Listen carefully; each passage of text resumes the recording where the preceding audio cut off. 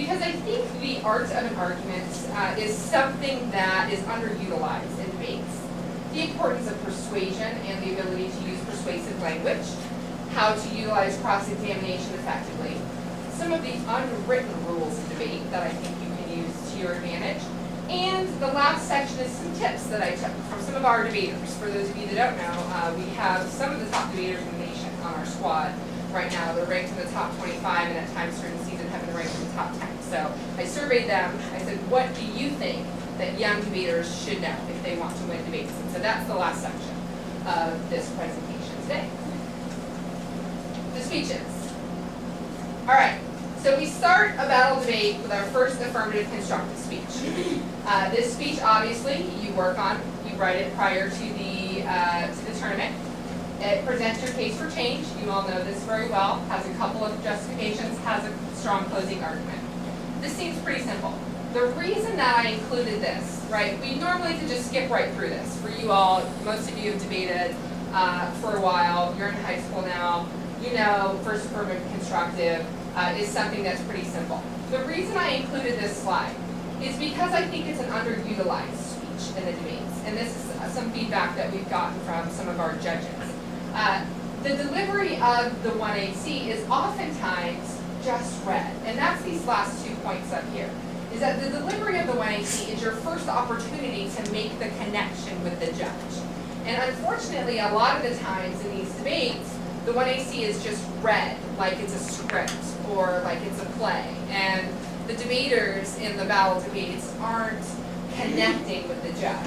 So when you read your 1AC, when you practice it in your debate rounds, that's the goal. When you practice it after school, before you get to the debate rounds, that's the goal you need to have.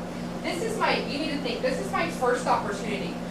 In college debates, we call this the affirmative bias. It means you get a leg up. There's a bias in being the affirmative team because you get to speak to the judge first. And so you need to have, as the 1AC, if you are the first affirmative speaker, it's not an easy job. There's a huge burden on you to make that first connection with the judge. So the biggest misconception is that you should just read the 1AC, when in fact that's not true. Your job is to be that passionate speaker, to make the really good eye contact, to utilize that affirmative bias to your advantage and make that very strong connection with the judge. So you have to be a very strong, persuasive speaker to be the first affirmative constructive speaker. Same thing with the negative constructive. Same requirements of the speech. It's written prior to the tournament. Presents the case against change. Couple of justifications. Strong closing argument. This is the same misconceptions. There's a bit higher burden on the negative here, though, because the negative does not have the affirmative bias. You have an uphill battle to climb when you are the negative. And I would argue that with this first topic that we're arguing, it's an even stronger hill to climb.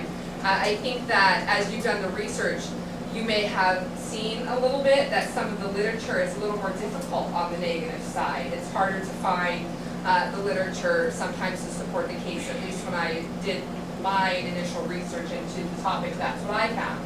And so with topics like this especially, and with you not getting to speak first and make that initial connection, you have a stronger kind of hump to overcome there. And so it's important that you have smooth delivery, have passionate delivery, and utilize the persuasive skills that we'll talk about a little later in our presentation.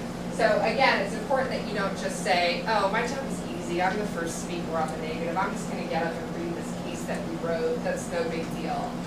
It's really important that you don't underutilize these opportunities as the constructive speakers. The second, constructive speeches. Now this is when I think it gets a little bit dicey. A lot of the judges' feedback that we've been getting and kind of analyzing the data from has said that people are reading pre-prepared speeches. Have any of you all run into this where people just read straight up speeches in those second constructives? I see some heads nodding. That's frustrating, isn't it? Yeah, when you're trying to think of answers and utilize those critical thinking skills and the people just get up and read. You're like, why am I here? What am I doing? And so that's the point that I'm trying to make to people when I do these workshops, is that that's absolutely not what you're supposed to do. It's okay to have some pre-prepared answers, right? right? That's the point of debate. Preparation is good. We want to think ahead about what are people going to say. Sounded like that's what you all were doing when I walked in, right? You were thinking, what could people say? You don't want to get caught off guard. So you do pre-prepare some answers, but you certainly don't pre-script the speech. So in the second constructive, affirmative constructive, you definitely pre-prepare some answers. You don't write out the speech. You respond to the negative arguments. You extend upon your original arguments and expand upon those arguments. You might also read some new evidence in support of those claims, or provide new warrants in support of the previous claims. Can someone give me an example of how you would extend an argument? You know what I mean when I say extend a previous argument? Oh, you're not going to get away with it. I'm just going to stand here and talk the whole time. That's no fun. Like maybe in the first speech, somebody like brought up an example or something, and then you go back and go more detail with that example. Okay, give me an example. What's an argument in your affirmative case?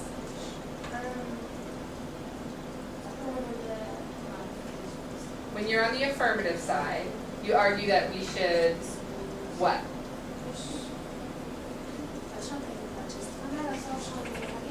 What's one of your justifications? Modifications are better than repealing the whole law. Okay, what's a reason for that? Well, I use the reason because the judge struck down some of them, and she didn't just pass the whole law, so she thinks it's right. Okay, so it's an appeal to authority. This judge thinks it's a good idea. We'll go with that for now. So let's say you want to extend that argument. So you would, again, remind the judge that you've made this argument previously, right? That's an extension of a previous argument. And when you do that, you would probably you would want to make sure that you refer to the name of the author or the name of the piece of evidence that you read previously. When you're extending arguments, you want to think of it like a checkerboard almost, where you have to move the pieces across the board, and you have to move the whole piece, not just a part of it. So you don't just want to move the argument, you want to move the piece of evidence and the author of that evidence as well. Otherwise, you're not moving the whole thing. Does that make sense? So you don't just want to move the argument, you want to move the author and the support for that argument as well. So strong delivery is also emphasized, of course, but this is when we start to emphasize the critical thinking skills as well. So not just delivery, but critical thinking skills are looked for as well. And one thing you want to think about with both of these second constructives, sorry, I know you just did. One thing you want to think about with both of these second constructives is that it's okay to sort of think on your feet a little bit, and if you come up with a real world example in your head that you know would apply, that counts as like new evidence or new arguments that you can make in your second speech. Everything you say in these second set of constructives don't have to be completely prescriptive, if that makes sense. Do y'all come up with analytical arguments in your speeches as well? Like, Define that. okay, so all of your arguments don't have to be grounded in the evidence that you've read. So if you just come up with an argument off the top of your head that you don't have evidence to support, that's okay. Yeah, that's okay. Sometimes it's good to mix it up. Have a mix of arguments that are off the top of your head and evidence. Not good to have all analytical arguments, arguments that are off the top of your head, then you're in trouble. But to have a mix is a good thing. So we're allowed to come up with new evidence till the second speech? That's what I was Yeah, about to through the ask. constructives, you're allowed to have new arguments, absolutely. Because during this past debate, they said we brought in new information, but it was read in our speech, though. But they're even saying, because I was sitting in on that debate too, they're saying, their third speaker came back and said, and Judge Lepner remind you that they're not allowed to bring in new information or new evidence in their second speech, which they did. Oh, okay. And that's what we're saying. It's That's untrue. inaccurate. Yes, inaccurate. That's inaccurate. Yeah. Well, hopefully we can start to Fix that. fix those misconceptions. One thing we are going to do is post these PowerPoint slides online for all of the coaches to see. And I'm communicating with the coaches, so hopefully we can clarify a lot of those issues. And let me make sure we're clear too. If they open the door and cross-ex are in their first speech, we can follow that rabbit hole with our own evidence, correct? If we bring evidence that we predict what they're gonna bring up, and we bring evidence and say, Yeah. hey, yeah, this is You going. can certainly anticipate arguments, absolutely. You can absolutely No. anticipate arguments, but not, as long as you're not bringing new arguments and rebuttals. Sure, Absolutely. I'm saying bringing new evidence, so consider evidence and still statistics. Yeah. So, just wanna make sure that was still Okay. allowed there, right? Yeah. Okay, yeah. As long as We we're not in can't the bring rebuttals. new evidence in, like, cross-ex. Well, you don't read, the problem is that cross-examination is not the time, like judges don't usually take notes during that time, and so that's kind of a wishy-washy period where you're not certain that if a judge goes back and looks at their notes, that they're gonna be able to evaluate that argument. So if you make an argument or introduce evidence during cross-examination, you wanna make sure to do it again during your speech, to make sure that it's in the debate. So it's okay to talk about it during cross-ex, but do it again during the speech, Okay, so you can't bring it up in third. not in the Like, rebuttals. you can't bring up anything, okay. No, nothing new in the rebuttals. No new arguments, no new evidence in the rebuttals. This is actually a question that I've answered several times recently, so I'm hoping it's getting clear to people. Nothing new in the New rebuttals. evidence can be in the first. First and second, anything that says constructive after it means new. Think of constructive as meaning new, just think of it that way. Constructive equals new is okay. All right, so we have negative constructive. Oh, you already switched for me, so, well, that's fine, same thing for affirmative constructive, negative constructive. Let's go on to the rebuttals now. Okay, so rebuttals, absolutely not pre-prepared, these are only based on what happens in the debate round. We obviously want to summarize our positions, and we want to emphasize your best arguments and answer the other team's best arguments. You can extend evidence from previous speeches, absolutely don't introduce new evidence, even if it's in support of a previous argument. This is something that has been unclear for some teams in the past, because they've had, like, say they have an argument that immigration hurts the Alabama economy, and so they've had that argument throughout the constructive speeches, so they think they can read more evidence on that same argument in the rebuttals. That's not the case. Rebuttal is really, if you think of the other speeches as like the rehearsals leading up to the recital, this is when you showcase the critical thinking skills. This is the recital for your critical thinking skills, because this speech is when you make choices. This is when you use the opportunity to show your judge that you can say, look, there have been a lot of arguments in the debate round, but you don't talk about all of them. There's just not enough time. There are not enough minutes in the final rebuttal speeches to talk about all of the previous minutes combined in the debate round. You'll just run out of time. Nothing will get discussed in depth. And so you have to make choices. You have to say, what are my best arguments and what are my opponent's strongest arguments that I need to make sure I answer. So the way to win an affirmative rebuttal is to do two things. Pick your best arguments and anticipate what the negative is going to think their best arguments are. And that's how you win an affirmative rebuttal. Negative rebuttal, same thing, summarize your position, no new evidence, your best arguments, the team's strongest arguments. Except in this debate round, obviously you don't have to anticipate what the other team's arguments are going to be. You already know what the affirmative team said, so you have to just answer all of the arguments that were made by the affirmative team. Is there a way to shut those just a little bit? Because that keeps getting me right now. Thank you. And so you have to remember that the rebuttals are about making choices and showcasing critical thinking skills. It kind of starts by showcasing public speaking. The second constructives are about public speaking and critical thinking. Final rebuttals are really about showcasing critical thinking. Does that make sense, kind of the progression of those? Okay.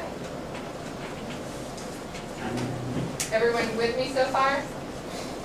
All right, where are you doing? Crazy man on the PowerPoint. All right, so an argument. Look back for a second. When we think of an argument, we often think of what we get into with our brother and our sister, or what happens in these debates when we say things like, immigration steals jobs. Yes, it does. No, it doesn't. Immigration hurts the economy. Yes, it does. No, it doesn't. But one thing about an argument is that it actually has parts. There are several parts to an argument. And if you know that, then it's easier to pick apart the opposing team's arguments and sometimes to realize that people don't actually have arguments. And so today I wanted to tell you a specific model of argumentation. You may tell me if you've heard of this before. Two-in-one model of argumentation. I don't know what y'all talk about, so you may be 5 steps ahead of me in here. No, we don't want to talk about it. Okay, you're good. Go ahead.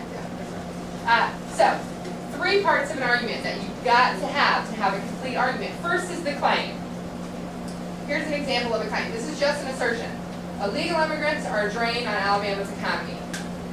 That is just a claim. That's not an argument. And a lot of time in these debates, you have people just making a claim. Illegal immigration is bad for X reason. Illegal immigration is good for X reason. Whatever it is, it's just a claim. In order to be a complete argument, you have to have all 3 parts of this model. You have to have claim, you have to have grounds, which is the support that's available to provide a reason for the claim, as in your evidence, right? And that's what you all spend time finding in here. So here's an example of some evidence.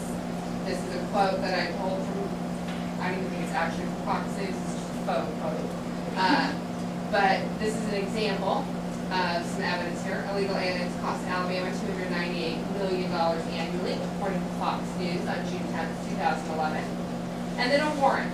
A warrant justifies using the grounds as the reason, as the basis for the claim. So it links the claim to the grounds. So in this case, it says that illegal aliens are responsible for that loss.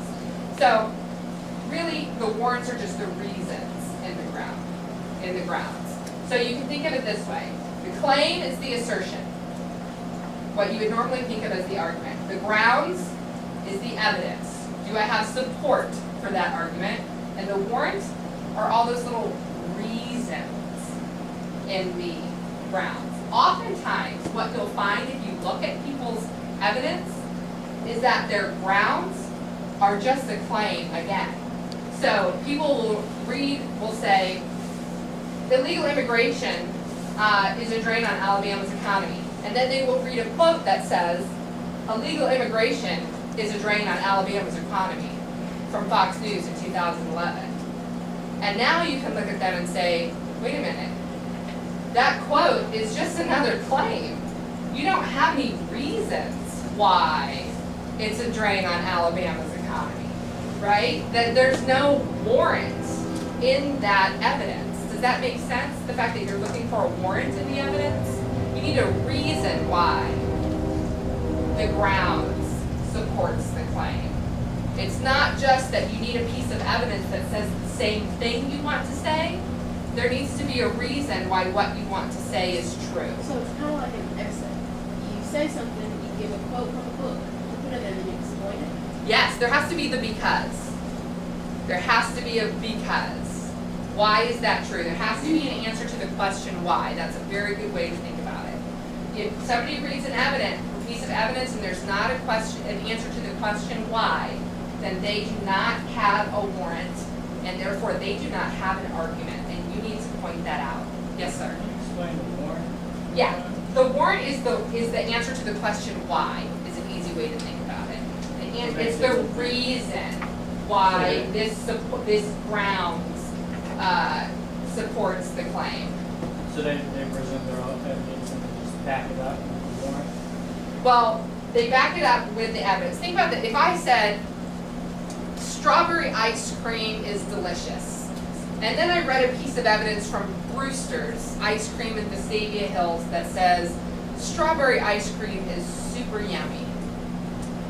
There's no reason why in that piece of evidence. So it doesn't have a warrant. It's lacking a warrant. That the warrant is the reason why. It has support because it has the piece of evidence. The grounds is their evidence.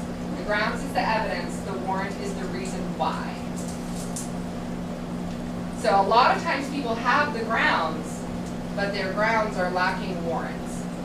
Yes, ma'am. I just want to say too, Brittany, it's also like what you're saying, therefore, okay, so this is their point or claim, this is what it will or will not do, and then they have the evidence to support, this is why this will or will not be this way, and then they have to, the warrant is how they link it together. how they say, if you don't come back and say, because of this piece of evidence, it proves this, you know what I'm saying? If that statement's never made, then it's just a claim to ground, it's not a warrant, it goes away, it doesn't link them together, so they're just kind of sitting there separate other claims. And another way you can think about it, especially with things like economic reasons, if you don't see a statistic, a number, a percentage, or something like that, there's probably not a warrant for an economic claim. If you look at this, it says illegal immigrants are a drain on Alabama's economy. Why? Because they cost Alabama's economy $298 million. There's a specific reason that they drain our economy. Does that make sense? In the back of that pile, Garrett did some warrant mapping on some evidence. Might be in my bag. I might figure out where it is. I might need you to run check my car for that, Garrett. If you'll check my bag, will I see, or do you have it there? Bingo. Fantastic. I don't need it quite yet, but if you'll hand it to me in the morning, it just made me think of when I'm well with it. Thank you, sir. Okay, so those are the three parts of an argument that have to be there for it to actually be a complete argument. And oftentimes when you have debates, people are just having competing claims. And so now you have kind of a leg up when you hear people make a claim or they read evidence that just consists of a claim, and you can say, hey, you don't actually have an argument here, and you need to point that out to the judges. And the cool thing about the judges that we're using at the battle is a lot of them are the college students that are in argumentation classes, like Dr. Giannis or Dr. Galloway, and they'll totally get what you're talking about. They're communication studies majors and whatnot, and they'll know what you're talking about. And we'll talk about knowing your audience a little bit later in this discussion. All right, go ahead, Robert.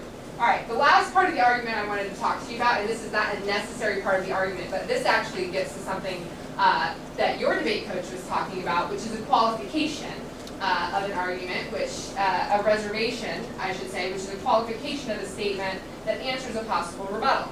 So you don't have to just put your argument out there. You can anticipate other people's arguments and build that into your speeches. This is a great way to kind of lessen the burden on your future speeches.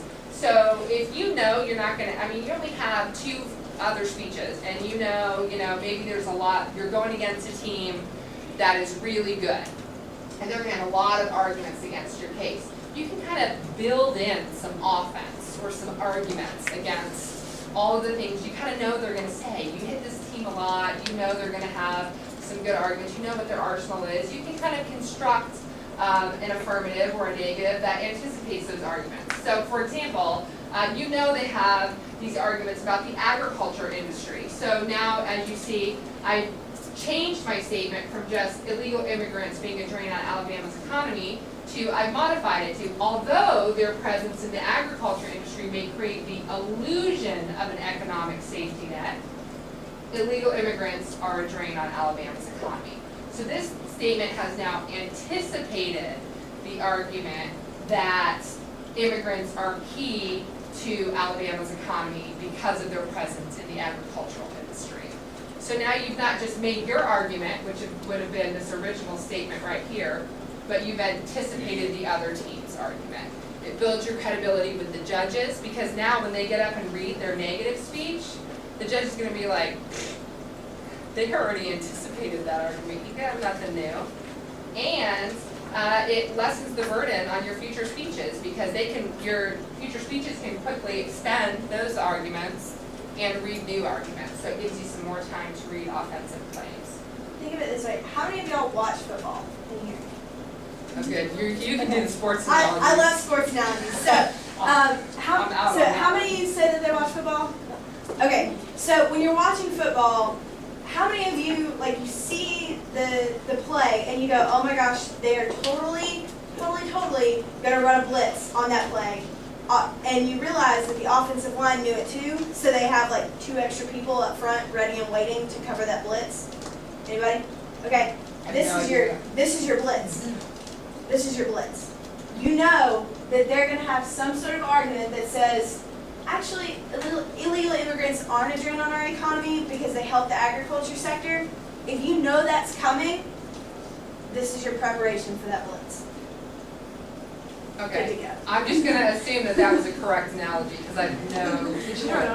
Okay. Because she's so smart and wonderful, we're gonna go with that. All right, let's move it along. Unless anyone has any questions, just jump in when you do, because I'll just keep on rolling. Okay, things that you should never do when making an argument. Never make an argument by bandwagon. Never say, this is true because a lot of people think it's true. Why do you think that would be a bad idea? Because They'll that's ask their who. opinion. Yeah, they'll ask who, and you might not be able to say who, but what if you can say who? What if you just say, like, 51% or 60% of the American population agrees with me? Where'd you get that? But see, then again, it What if you doesn't have a matter. survey that says a bunch of people agree with this? Like a poll. Yeah. Oh, but see, you could have Where'd just you gone get off the top of your head like you just did. Well, What? That's their opinion, isn't it? It's not really a fact. Yeah, It's- yeah, these it's are just bad what ideas. they think of it. Yeah, it's generally a bad idea. Also, we can think of historical examples where the majority of the population has supported some really bad stuff. So arguments by bandwagon are generally thought to be not very strong arguments. And so I'm sure you can think of some of those historical examples off the top of your head. Specific categories of citizens who have been denied rights, and the majority of the population has supported that throughout history at certain times. And so we don't want to make arguments by bandwagon. And if other people do, you want to point that out. You want to avoid ad hominem attacks, which are attacking the speaker instead of the argument. So you don't want to say, well, that was a dumb argument, or this person is not very smart. Obviously, that would not be a good strategy. Now this one, failure to state, is one that actually has been a problem on the ballots a lot. This is when you spend so much time attacking the other person's case that you forget to build up your own case. So you're so worried about proving the other person is wrong, the other team is wrong, that you forget to remind the judge about what your case is on the negative or the affirmative. So it's important that you remember to strike that balance. And if the other team, whenever I'm saying you should or should not do these things, it's important that you remember to point it out when other teams do or do not do these things as well. Like, hey, no matter how good of a job they did proving, that our case was a bad idea, they didn't spend any time talking about their points. So you need to make sure that you point these things out as well. Another bad argumentative strategy, just because it makes you look kind of shady or like you don't have any good argument to kind of sit on and go for, is moving the goalpost. This is when you kind of set the bar for your opponent and then they meet that bar and you keep moving it. So my example I gave here is, I said my opponent had to answer how many illegal immigrants live in Alabama, and then they do, and you say, but that's not good enough. They actually have to tell us how many live right here in Birmingham. So it's like that example of, where do you get they don't even know where they get their statistics, and then they tell you where they get their statistics.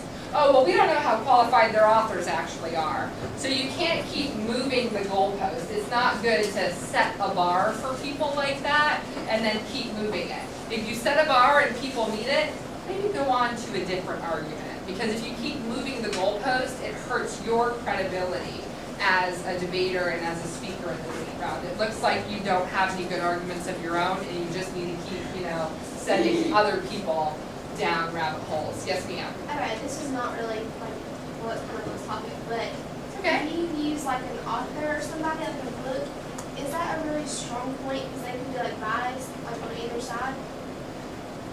Yeah, it is. It's okay to use an author of a book, absolutely. But indicting an author's credentials is actually a pretty strong argument if there is a strong argument to be made. So, for example, if somebody is like reading an author who's like a blogger living in his mom's basement, and you are reading an author who is like a strategist at some policy institute who has her PhD, then that debate is, I think, a worthy debate. You can say, if this is a close debate, then our evidence should be preferred over their evidence because our author is clearly a more qualified author. And we don't want to listen to Yeah, exactly. Exactly. Another thing, especially with like, if it's a book, when you're dealing with a topic that's so new and relevant, that evidence may be outdated. If you're talking about a book that was written in the 90s or even the 70s or the 80s, illegal immigration was not as big of an issue back then. And the economy wasn't in the situation that Well, it's in. at least not this specific law, for sure. Yeah. So, I mean, you have to start, you can start attacking that aspect of it as well. If you don't know as much about the author as you know about, well, it was written in the 80s, they don't know what they're talking about. They can't possibly relate this to today. Okay. So when you're making an argument, a few things to keep in mind here is that you should know your judge. We have some different, I'm just gonna switch up a little bit and stand on this side for a little while. I get tired of standing in one place. You should always know your judge. So at the battle, we have so many different types of judges, right? We have the coaches who are judges, and they could be anyone from, young people like your coach to coaches who have been, teaching for 30, 40 years, to students at Sanford who are debaters, who are trained debaters, who are, we have, one of the top 10, 20 debater speakers at a national tournament, so someone who is, highly trained in argumentation, to someone who is a freshman at Sanford University just taking a class. So from 18 years old to 23 years old, and different levels of knowledge in debate, and then age ranges of debate coaches and experience level as well, to friends of debaters. And so there are so many different types of audience, and you should have some strategies and think about different strategies for engaging those different judges. It really actually is quite important because I think you probably have noticed they evaluate debates quite differently, even though they're given the same set of instructions. And that's because this is a communication activity, and we need to try to meet people where they are. And so some common starting points for connection with your arguments is first think about language interpretation strategies. And that's just a multisyllabic way of saying, think about what words mean to people. So don't go into a debate round thinking that words will mean the same thing to everybody. The example I gave to Amanda the other day, she kind of laughed at me because I'm older than her as well, is I said, you don't want to go into a debate round and tell your judge, immigration is whack. When I was growing up in the 90s, that's a term that we used for not good. Do you? Oh, thank you. You just made me feel not so old. Because if the judge is, if the judge is my age, then you think, oh, okay, she grew up in the 90s, she's going to get what whack means, then maybe that's okay. If she's kind of goofy and, around that age, it's going to be okay to maybe throw in a whack. But if you get somebody, who looks like maybe they're a little bit older, a little bit more stiff, you've known this person for a while, you know that there's a more serious tone to the debate, I certainly shouldn't throw in words like that. So you need to choose language that is acceptable as a starting point for your argument. So you need to think about language and how it will be interpreted by your judge as a starting point for your argument. And I think that's underutilized because people start with the same 1AC, with the same introduction for every judge, and we forget that this is a communication activity and that the judges are different people and they want to hear different things. And so maybe when you are talking to a college student who's wearing, the giant Occupy Wall Street shirt, maybe you're going to start with a different introduction than when you are talking to the debate coach who's 60 years old. So think about those things. A common starting point when you're not sure how to interpret your audience, a great way to start is with facts. Obviously, facts are kind of indisputable, right? If you just start with a fact about the law, when you talked about the judge's ruling of the law, that's a really great way to start. That's indisputable because that's something that very recently happened. And it's indisputable. Commonplaces are also a really great way to start. Commonplaces are kind of ideas that are commonly held by a society or like sayings. So think of things like money doesn't grow on trees. So things that are generally held by either groups or societies to be true. And so you want to throw things like that out in the beginning based on the particular audience that you're dealing with. Does this make sense, this idea to think about your audience? Yes, sir. Is this mainly for to make the judge more comfortable to listen to you and stuff like that? And, Well, that and to make your argument more and, persuasive. yeah, to feel more like he can relate with you, and so he can choose, or he or she can choose towards your speech. Well, yes, and just so that your argument is more persuasive. And we'll talk, we're actually just about to get into persuasion. This is a good leeway, a good segue into that, absolutely. Yes, you are correct. Yes, ma'am. Okay, in our last debate, our judge told us that. Oh, this never ends well when it starts like that. The main reason for our loss or whatever is because we focus more on statewide rather than nationwide. And that was the main reason for our loss, that's what she told us. One of the things that I'm going to get into when we start talking about cross-examination is sort of setting a consensus for both sides. And one of the questions you can ask just to set that consensus is, can we agree that the topic for discussion today, since it's the Alabama immigration law, is Alabama's illegal immigrant population? Can we make that agreement? And if the two teams agree on that, and you agree on it publicly in front of the judge, then the judge is going to have to agree on that as well. That was kind of awkward because we were like, that is definitely a topic in Alabama, not the United States. You should also feel free to ask him or her to clarify the decision, not necessarily question their decision. Like, you should be like, how could you possibly vote for them? But you should maybe be like, I'm not sure I understand the wording of your decision, right? Or could you explain why you voted on a national immigration issue as opposed to the Alabama issue, right? Maybe we're just so struck, really? We just walked out because we did not focus on nationwide. Well, and part of that can be framing your rebuttal speeches to make it very clear what the ballot should represent as well. So maybe making a statement in your rebuttal speech about an affirmative ballot is this, and a negative ballot represents this. So an affirmative ballot would represent an endorsement of overturning the law because it leads to whatever problem. A negative ballot would represent why. And if they try to frame it another way, So could you start a speech out and remember, this speech is only about Alabama, not Utah, Absolutely. not Kansas. Yeah. Alabama. Absolutely. And I'd repeat that at the end of my speech. Absolutely. Abby may correct me because I'm still young in debate, but one of the things that my debate partner and I always do in our rebuttal speech is we flat out say, Judge, you should vote for us because ...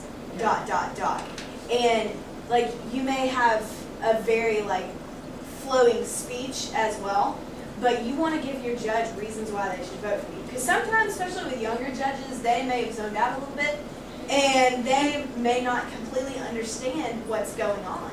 And if you just, in your last speech, you say, Judge, you should vote for me or you should vote for our team because we fought for Alabama immigration, we did this, we did this, we did this. It'll give them a bullet point to write down on reasons why you won this debate. So that's always another way that you can go about it too. And that's not to say that then it's going to wind up in your favor every time. Yeah. There are still those times when you did everything you can think of correctly and you feel like the other team messed up everything and the judge will still look at you after the debate round and say something that you feel like they were watching a completely different round. And no one can explain it. It happens even, at the college level where we have highly trained, well-paid people to judge debates, and this is what we do for a living. And so it happens at every level of debate. It just happens because we're humans and it's a communication activity. So we do our best. We try to utilize these strategies, and sometimes it just happens. Now, I just want to clarify, during a mid-speech, are you allowed to stop and talk to your teammates? You are not supposed to. Sometimes it happens. There's not a rule against it, but what the teammate says is not supposed to be counted as part of the speech, no. My debater Yeah. and I do that from time to time if I forget something or she forgets something because we're still new at it. And like, I'll say it to her if it's her speech, she still has to say, it still has to come out of her mouth. Right, what the other people say on the sidelines, it does not count as part of the speech. And it does count, again, it should count, the judge should count that against the speaker points of the person who's speaking, because clearly they did not, have their ducks in a row before they got up and spoke. A much better way to like solve that problem, because Garrett and I, we debate with each other throughout the year, and we had a problem with talking to each other during our speeches. Whenever we have something to say, the other person, you need to write it down and make sure that the person who's speaking can see it. So you write it just like kind of large or like in a different color on a clean sheet of paper and make sure that they can see it. And not something really complex, not like a really complex like construed sentence, just like 2 or 3 words that are like clear, that's going to bring up exactly what they need to say in their mind. Okay, So, well, because the other team, it was our last debate, and the other team, he was fumbling through, and he was, mid-sentence stopped, and like took like 3 minutes to talk to the other person. I was like, But the judge wasn't paying. yeah, Yeah, he was yeah, doing yeah. this on the laptop. I'm like, oh, okay, and we lost? Okay, does that make sense? Well, he wasn't supposed to be on his laptop, So they're not, okay, so they're not supposed to have computers. no. judges. Judges. Oh, the judge can, oh, I thought you meant the other No, team. yeah, you just got my hopes up. Yeah, sorry. No, judges can. But to call Yeah, it- especially when it's our college debaters, because that's how they take notes really fast that way. They're actually getting at a lot more of what you're saying when they take notes that way. Sorry, I misunderstood. I thought you said meant the other team was. I think the biggest question too is, can you actually talk physically to your teammates while you're speaking? Yeah, So there's not a rule Can I against have- it. should be. We'll just say if I'm debating as a speaker and say Brandon's on my team, and usually they're not sitting close enough to each other to do that. I understand what you're talking about, but what if Brandon has something to say to me? Could he write something on a paper and then hand it to me while I'm speaking? Yeah. Is that allowed? That is allowed. So if we're standing up here, I can do this here. Yeah. Yes. Oh my God, that's crazy! I'm doing that. Right, but it's not recommended because it hurts your credibility as a speaker, right? So your speaker points will go down, you lose credibility in the eyes of the judge. It's certainly not recommended to do I mean, that's that. what prep time And is the used way- for. Right, Yeah. it's the sign of a team that's scrambling and falling apart. So like, you can do that, but you definitely don't want to. Sure. Yeah, but that was something that like when That's my- like a last ditch like Yes. effort. Yeah. Well, That's why it's like- Garrett and Robert do it all the time. Like I feel like, 'cause I was kind of writing a couple of notes, and I was like, I feel like I had to be screaming. I'm just like, what? I'm like this. Wait, I do that. And everyone's like, and like he's just like. You just do that if something is going like terribly wrong. Like if, mid-speech, your teammate accidentally starts arguing the other side of the topic. So like, wait, no, remember, we're affirmative this round. Stop. So, yeah, you can do that, but don't, like, only if absolutely necessary, because that makes you look really bad. We needed that one. Okay, so we were talking about how to kind of make your judge feel more comfortable with your arguments. So we want to be persuasive. We're not just presenting arguments. We are trying to persuade somebody. This is a communication activity. So how do we do that? Let's remember that when we're using words, when we're reading speeches, that there are 2 types of meanings for words. There's that dictionary definition that we use, that denotative meaning, that dictionary definition. There's also connotative meaning, especially with this topic, right? We're talking about immigration. This has a lot of emotional baggage, all of that other baggage that are associated with words that aren't just the dictionary definition, right? You know what I'm talking about, right? We're reading a lot of stuff that has to do with, people's families, their feelings, things like racism and shipping people back to their countries. And it's a lot of meaning that's not just the explicit meaning of language. You'll be surprised the difference that it makes between using the term illegal immigrant and undocumented. Ooh, we're getting source. there, girl. Sorry. Just hold on to it for just a second.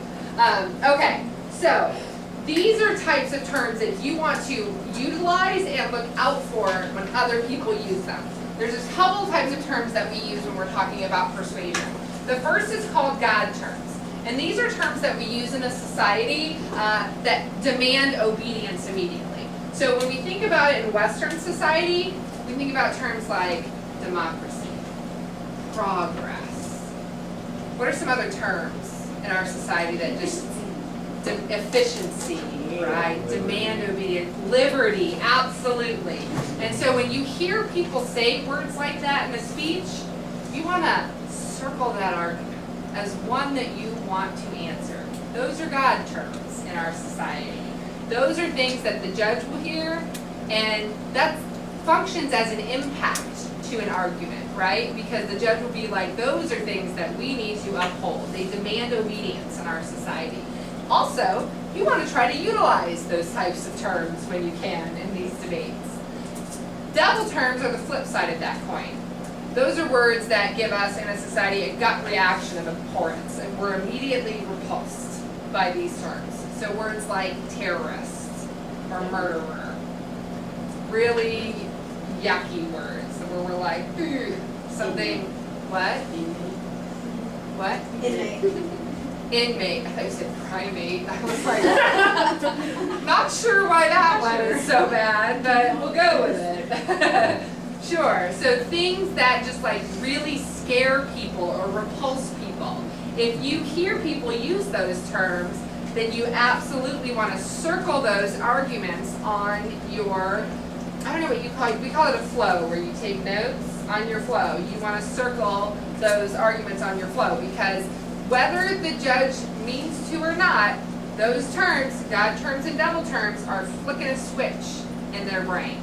And those are the arguments that their eyes are going to go to on their sheet of paper at the end of the debate. I'm almost to you. All right. So persuasive tools that you want to use.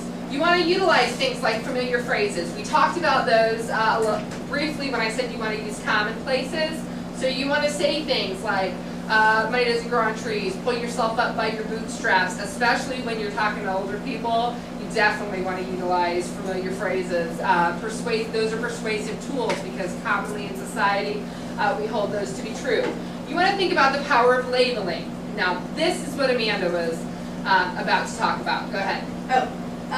Especially with this topic, there are two phrases, and depending on whether you're aff or neg, you'll use one or the other.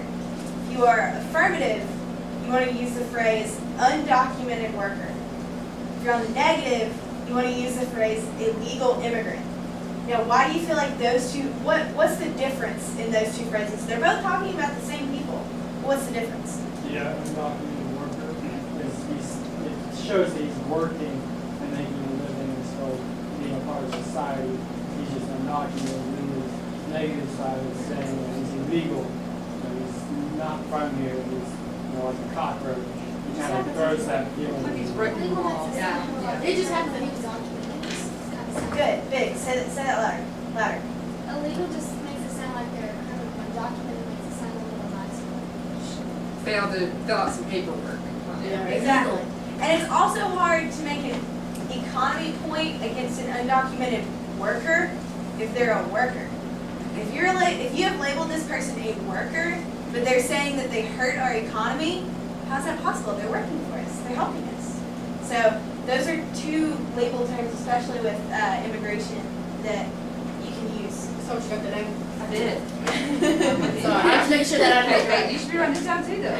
I just gotta make, it's in my hair. And labels are really powerful tools, actually. If you think about the power of labels, I mean, just think about like in your interpersonal relationships, like, I don't know if this is as true for you guys,